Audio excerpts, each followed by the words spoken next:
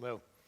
On a recent October evening, I was rolling down the pedestrian shopping district known as Church Street in Burlington, Vermont, a city that is known for its progressive attitudes. It is, after all, the home of Bernie Sanders, the place where Ben and Jerry started, and the birthplace of that great American philosopher of education and democracy, John Dewey.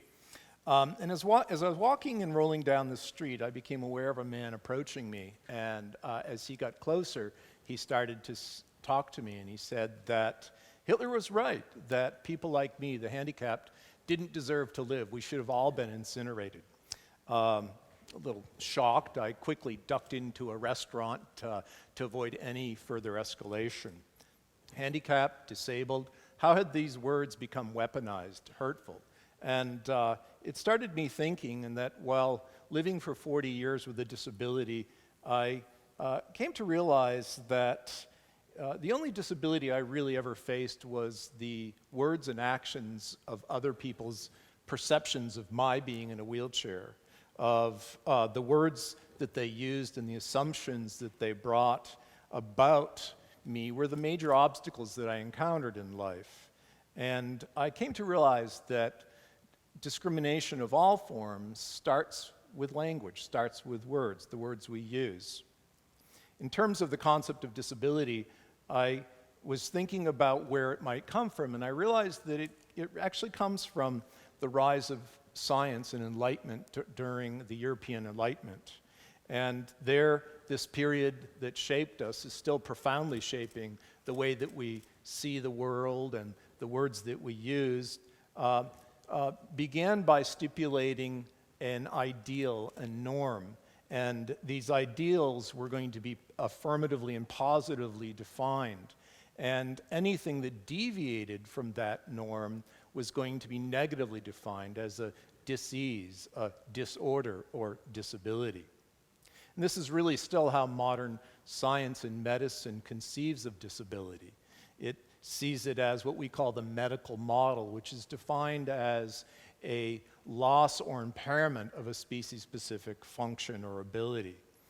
In such, it reduces a person's complex phenomenological experience, all their lived experience, the totality of their experience, down to one physical attribute and aspect.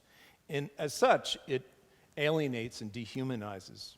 I continued to think about what the man had said to me, and I was thinking, was this just a random, isolated act? And unfortunately, it wasn't. And he knew his history, and what he was referring to was the Nazi-era T4 program, which had a goal. The express goal was to exterminate and eliminate all German citizens with disabilities.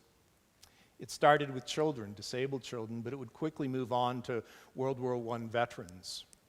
The goal would be to identify, classify, and then exterminate all of German citizens with disabilities, to the point where about 300,000 Germans would have been killed.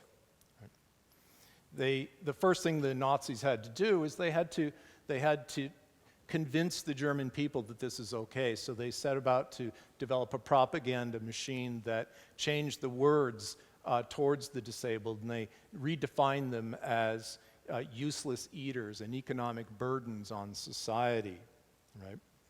They had weaponized these words, and they became effective.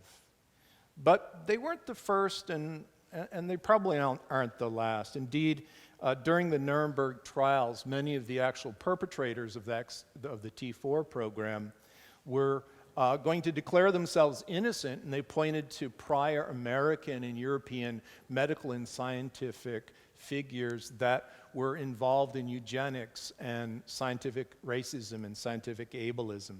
And in that, they were correct. Right? Today, discrimination against the disabled that I face and others face comes from that, and I believe it's how we frame the notion of normalcy and health today in science and medicine. In this context, human abilities, physical, cognitive, behavioral, are all going to be understood as having a norm, and a deviation, again, is a disorder, a dis-ease, a disability.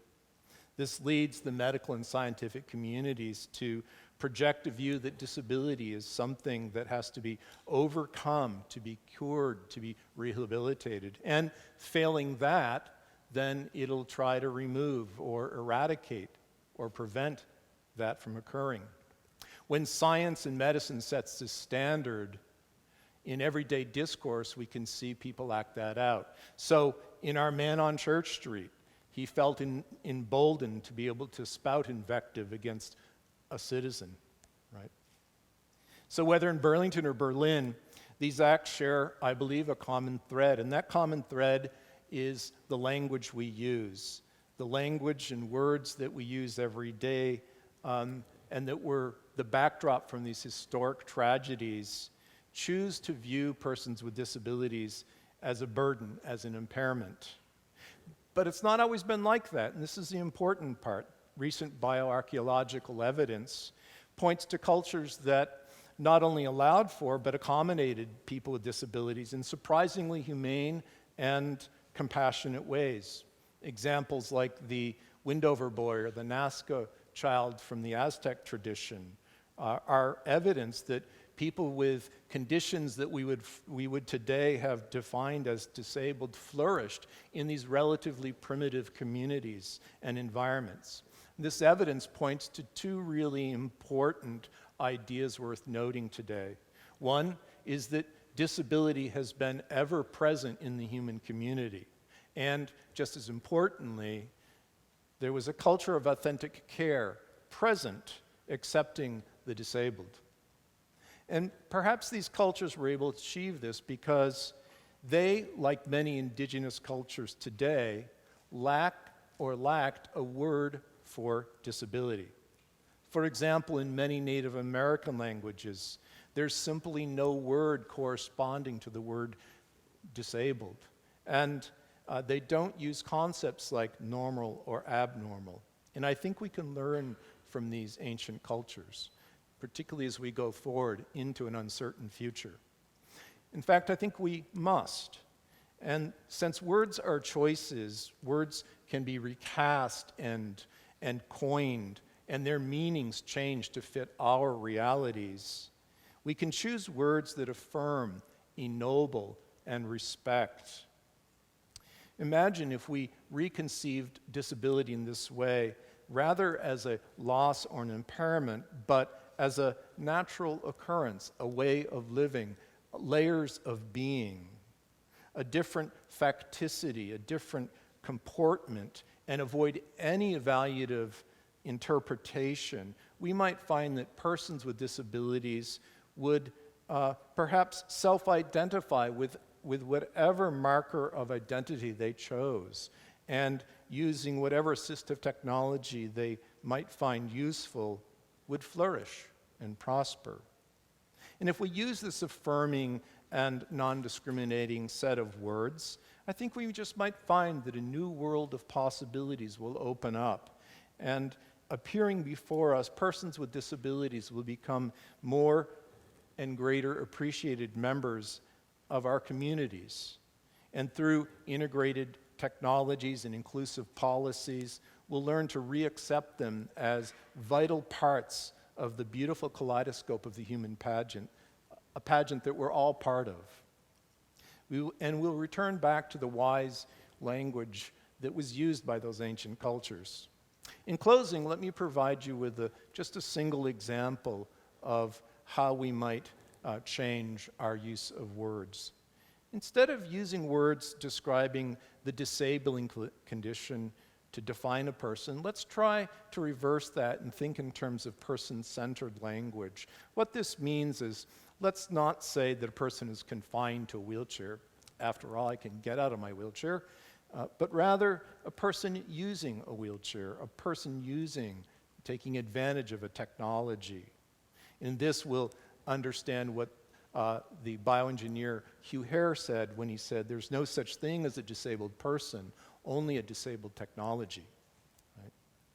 If we look instead for what is present rather than what is absent, what is available rather than what is missing, if we look to the skills and the abilities, the capabilities that each person brings to the human pageant, I think we'll come finally to see a much more enriching and beautiful world, a world of limitless possibilities, and it's all going to start with our words and our language.